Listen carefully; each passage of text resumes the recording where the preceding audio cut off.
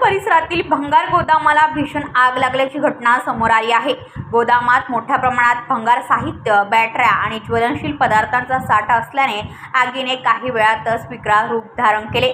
घटनेची माहिती मिळताच अग्निशमन दलाच्या 2 गाड्या घटनास्थळी दाखल झाल्या असून आग विझवण्यासाठी युद्धपातळीवर प्रयत्न सुरू आहेत।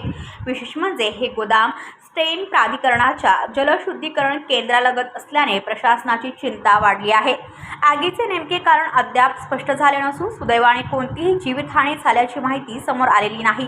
मात्र परिसरात धुराचे मोठे लोट पसरल्याने नागरिकांमध्ये भीतीचे वातावरण निर्माण झाले आहे।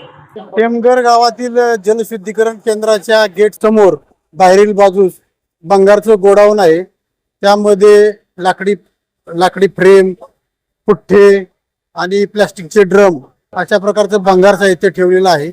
सायंकाळी 6 वाजताच्या सुमारास अचानक या भंगारच्या गोडाऊनला आग लागली होती।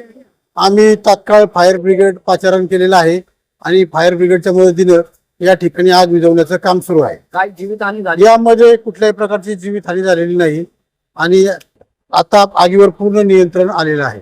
नक्कीच या ठिकाणी अशा प्रकारच्या गोडाऊनला परवानगी देता येणार नाही आणि आम्ही आता या जागेचे मालक आणि जो कोणी गोडाऊनवाला आहे त्याला सांगून या ठिकाणचं गोडाऊन बंद करूया। ब्युरो रिपोर्ट पनवेल वार्ता न्यूज। आपल्या परिसरातील बातम्या आमच्यापर्यंत पोहोचवण्यासाठी स्क्रीनवर दिलेल्या क्रमांकावर संपर्क साधू शकता। दूरध्वनी क्रमांक 8652414343।